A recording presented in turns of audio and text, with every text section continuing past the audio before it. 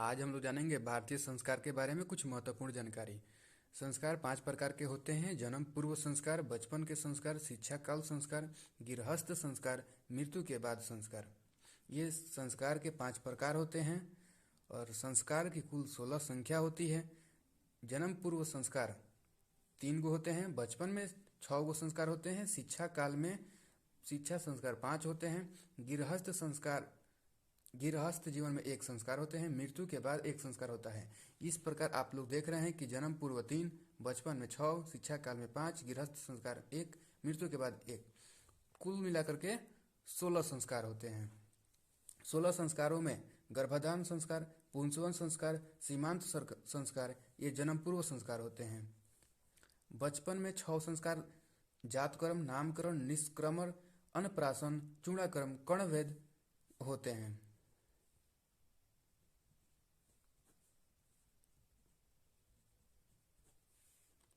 अब हम लोग देखते हैं शिक्षा काल में 5 संस्कार कौन कौन होते हैं: अक्षरारंभ, उपनयन, वेदारंभ, केशांत, समावर्तन या गोदान।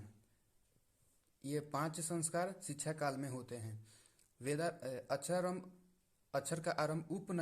उपनयन का अर्थ होता है गुरु के द्वारा शिष्य को अपने घर में लाना, जहाँ शिष्य शिक्षा नियमों का पालन करते हुए अध्ययन करते हैं।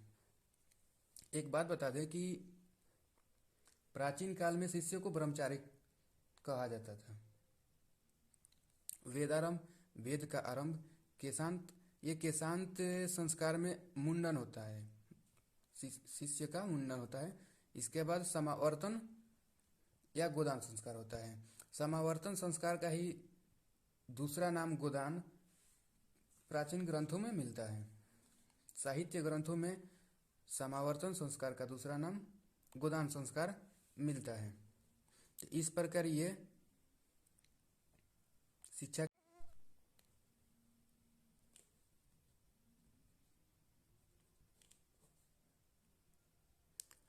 संस्कार 5 हुए।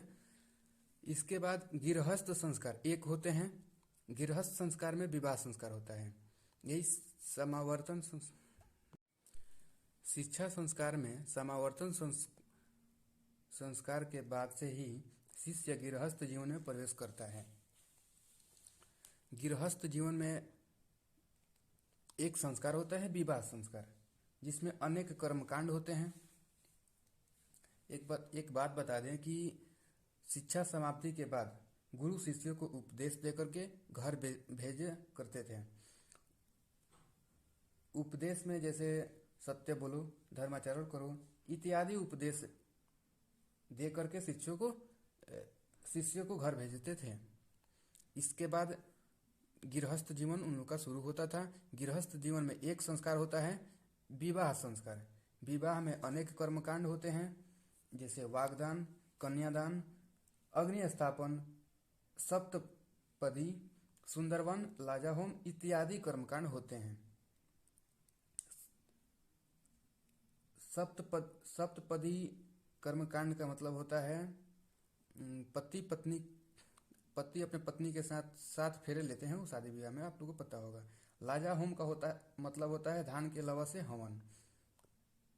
इस तरह से कई अनेक कर्मकांड विवाह संस्कार में होते हैं। 16 संस्कारों में लास्ट संस्कार होता है अंत्येष्टि संस्कार। ये मृत्यु के बाद होता है, जिसे कहते हैं अंतिम संस्कार, दाह संस्कार। उसी को अंत्येष्टि संस्कार भी कहा जाता है।